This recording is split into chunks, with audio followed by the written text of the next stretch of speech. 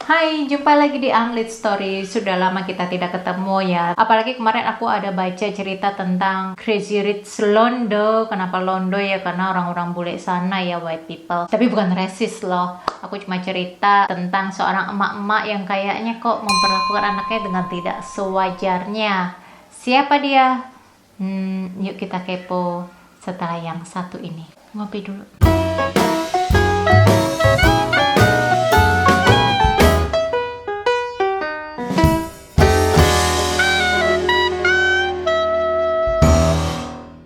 Barbara Daly ini lahir di Boston tahun 1921. Aku nggak nemuin siapa saudara kandungnya, apakah si Barbara ini punya saudara kandung atau tidak. Ya karena kamu tahu sendiri lah ya, namanya Crazy Rich itu nggak pernah membocorkan kondisi keluarga mereka, pribadi mereka ke muka umum. Pada umurnya si Barbara Daly 11 tahun, dia menemukan ayahnya mati karena keracunan gas karbon monoksida di garasinya ya. Jadi mobilnya nyala terus sampai akhirnya dia kekurangan oksigen di paru-parunya dan menyebabkan dia mati.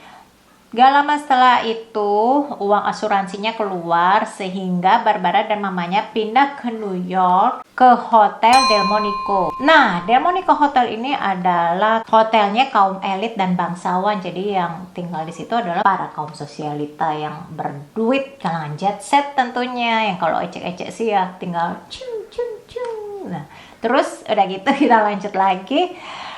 Hotel Delmonico ini sekarang udah nggak ada karena udah dibeli sama si Donald Trump tahun 2001 dengan kisaran harga itu 150 juta dolar dan namanya udah diganti menjadi Trump Park Avenue, tapi masih tempat tinggalnya para kaum berduit. Dan Barbara tumbuh menjadi gadis remaja glamour yang hidup di kalangan para sosialita, mendapat julukan sebagai 10 gadis tercantik dan kontrak dengan majalah Vogue serta Harper's Bazaar. Berkat kecantikan dan status sosialnya yang membuat si Barbara sering mendapat undangan juga ya, invitation party para kalangan elit pada saat itu. Dan dia dipuja para kalangan sosialita juga. Namun di satu sisi ternyata Barbara ini menderita penyakit schizophrenia. Schizophrenia adalah penyakit kejiwaan, kombinasi halusinasi, delusi, ketidakteraturan cara berpikir, dan perilaku. Yang ternyata ini penyakit yang sama seperti mamanya. Kalau di sini yang namanya nemuin psikiater, psikolog itu kayak dibilang, lo tuh ya kurang ibadah lo harusnya tuh banyak beribadah supaya lo nggak depresi kayak begini. Jadi kalau di sini ya itu kayak dibilang ya kayak gitulah.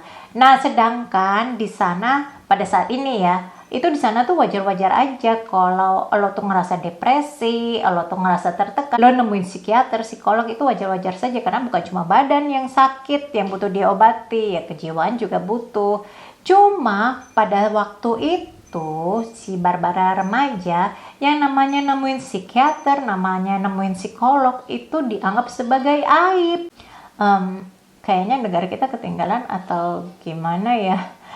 Ya udahlah pokoknya. Udah gitu sih Barbara sih malu ya kalau misalnya dia harus ikut terapi. Tapi karena menyadari nih penyimpangan perilaku, ya mau nggak mau wajib lah namanya ikut terapi supaya mengobati keadaan jiwanya. Terus dia ambil private session dengan Dr. Foster Kennedy. Lanjut, terus Barbara diundang ke Hollywood untuk ikutan casting film, tapi ternyata dia gagal untuk mendapatkan peran itu sampai akhirnya dikenalan sama artis yang sedang tenar pada waktu itu namanya Cornelia Bickland.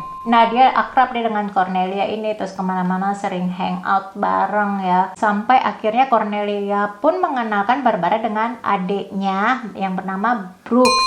Brooks ini waktu itu statusnya adalah masih calon pilot di Angkatan Udara Kanada. Cornelia dan Brooks ini adalah cucunya si Leo Bickland. Bickland adalah penemu plastik yang waktu itu plastik sih belum ada yang matenin ya, dan Bickland yang pertama yang matenin. Jadi ya duitnya sih datangnya ke mereka. Dari situlah mereka menjadi kaum sangat tajir, melintir. Jadi setelah Barbara tahu lah siapa si Bickland ini, dia tuh pengen banget, ngebet banget kawin sama Brooks. Ya entahlah gimana, pokoknya gue harus kawin sama Brooks ini. Secara dia tajir, ya harta ya supaya tidak lari ke orang lain. Terus akhirnya Barbara pura-pura hamil supaya mereka bisa married. Waktu itu tuh di Amerika sana yang namanya hamil di luar nikah itu aib. Bagaimana caranya? Pokoknya lu Brooks harus kawin sama gue. Si Barbara. Karena nih bentar lagi nih mau lahir nih anak. Nanti malu loh orang lain kalau tahu gue hamil di luar nikah gara-gara lo ngambilin gue.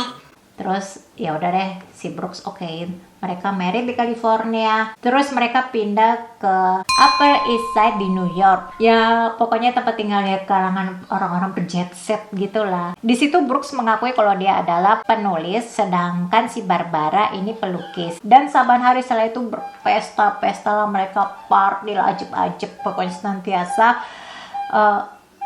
ada tukang roti lewat. Sampai akhirnya ketahuan kalau si Barbara ini hamil bohongan ya. Mereka berantem lah, bercecok-cecokan terus entah segala macam. Si Brooks selingkuh, si Barbara juga selingkuh ya. Pokoknya ya saling senang mengobati hati ya, entah atau gimana lah. Dan makin lama makin ketahuan lah personalitinya si Barbara ini yang benar-benar ambrol, ababil begitu. Sampai pada akhirnya Barbara ini benar-benar hamil. Beneran hamil, dia nggak bohong lagi. Terus melahirkan tahun 1946 dan anaknya cowok dinamakan Anthony. Untuk selanjutnya mereka panggil Tony. Tahun 1954 waktu itu umurnya Tony masih 8 tahun. Mereka tuh hidupnya nomaden ya, sering pindah-pindah ya, secara orang kaya gitulah, punya rumah di sana sini, villa di sana sini juga. Ada di Eropa, ada di Amerika lah. Jadi suka-suka mereka lah mau tinggal di mana. Udah gitu mereka masih tetap doyan foya-foya, pesta-pesta, party-party, dan juga selingkuh. Sampai waktu mereka tinggal di Prancis, itu tahun sekitar 1960-an, Brooks ketemu anaknya diplomat Inggris. Cewek yang masih muda, umurnya 15 tahun. Waktu itu sih legal-legal aja ya kalau umur 15 tahun married ya, mau married gitulah sama orang yang lebih tua ya. Di sini kan juga anak di bawah umur kan juga banyak yang kawin ya. Terus si Brooks minta cerai lah, dia pengen kawin nih sama si PG ini yang 15 tahun ya. Lo bayangin lah, 40 tahun sama 15 tahun, lo milih mana? Ya pasti kan milih yang masih ya gitu deh. Apalagi ternyata kan si Brooks kan merasa dikerjain ya waktu pas meritnya itu kan. Jadi ya nggak tahu juga dia benar-benar cinta sama si Barbara atau enggak. Tapi Barbara nggak mau nih diceraiin. Dia tuh mencoba bunuh diri berkali-kali. Sampai akhirnya Brooks menghentikan perselingkuhannya dengan si Piggy ini. Terus lanjut lagi yang entah gimana ya, apa ada berantem atau cekcok gimana. Terus mereka pun pindah. Mereka pindah ke somewhere in Switzerland and Spanish. Itu tahun sekitar 1967. Disinilah anaknya Tony kenalan sama cowok namanya Jack Cooper. Jack Cooper ini adalah orang Australia yang bisexual alias AC/DC. Dari Jack inilah Tony tahu segala macam tentang narkoba dan tentang segala percintaan sesama jenis. Dan pergilah mereka berdua, si Jack dan Tony ini ke Maroko untuk ya entahlah ngapain ke situ ya. Temennya Barbara, namanya Barbara juga nih, Barbara Curtis. Itu ngasih tahu ke Barbara. Barbara malu lah dia seketika. Terus dijemputlah Jack, terus dijemputlah Tony pakai mobilnya untuk balik ke Switzerland. Tapi ternyata pada saat perbatasan di Prancis itu pasportnya si Tony tuh hilang. Akhirnya mereka dipenjara. Entah gimana ya diplomasinya mereka itu secara orang tajir melintir lah. Mereka keluarlah dari penjara. Setelah balik ke Spanyol, Barbara mencoba memperbaiki kehidupan anaknya ini menjadi normal lagi. Karena dia mikir nih, anak gue ini kayaknya belum pernah mendapat sentuhan wanita. Jadi dikenalin lah dia sama cewek Perancis yang masih lugu, namanya Sylvie. Oke, Sylvie, Tony, Barbara, Brooks. Oke, mereka berempat tinggal serumah bareng ya. Terus tiba-tiba emang si Brooks aja yang doyan kali ya sama kembang muda, daun muda. Dan diembatlah si Sylvie ini. Terus Brooks bilang, udahlah Barbara, kita cerai aja, kita sudahi pernikahan ini karena gue udah jatuh cinta tuh sama si Sylvie, gue mau married sama dia. Si Barbara sekali lagi mencoba untuk bunuh diri, tetapi Brooks sudah kebal. Gue udah nggak ngaruh lagi dengan tingkah laku lo yang mau mencoba bunuh diri terus-menerus, silahkan. Yang penting gue mau cerai, gue mau married sama Sylvie. Nah, terus selanjutnya setelah perceraian ini, Brooks married sama Sylvie, terus mereka punya satu anak, tapi kemudian sih mereka cerai lagi, terus Brooks kawin lagi sama cewek lain namanya Susan. Jadi si Barbara mencoba untuk mengobati kondisi anaknya ini yang ketahuan kalau dia ternyata juga mengidap schizophrenia dan depresi. Tetapi bapaknya si Brooks ini ya nggak mau yang namanya memberikan sesi terapi untuk Tony, karena baginya ya aib kayak gitu, abmoral lah yang namanya punya penyakit kayak gitu ya. Cara Barbara mengobati kondisi gay anaknya ini, dia memanggil jasa prostitusi untuk ngajarin anaknya, namun ternyata gagal ya. Tetap aja si Tony maunya sama yang itu tuh. Jadi pindahlah Barbara dan Tony ke Majorca, Spanyol, itu sekitar tahun 1968, di mana dia juga sedang mengurus perceraiannya ya dengan Brooks. Dan disinilah ia mulai memerkosa anaknya. Selama beberapa tahun Barbara mencoba menyembuhkan penyakit gay anaknya ini dengan mengajaknya tidur bareng. Sampai pada tahun 1972, pada saat itu mereka sedang ada di London, Tony mendorong Barbara ke jalan raya. Tapi ya untungnya Barbara sih selamat. Terus Tony ditangkap dan mau dipenjarakan. Terus akhirnya polisi pun membebaskan dia. Selanjutnya Tony dibawa ke rumah sakit jiwa, tapi cuma sebentar, terus dilanjutkan ke sesi terapi privat di rumahnya. Dokter yang menangani kasus ini bilang nih ke Barbara, memeringati si Barbara ya, kalau si Tony sewaktu-waktu bisa membunuh si Barbara, tapi Barbara tidak mengindahkannya. Dan akhirnya 2 minggu kemudian, tepatnya pada 17 November 1972, Tony membunuh Barbara, ibunya sendiri, sampai mati.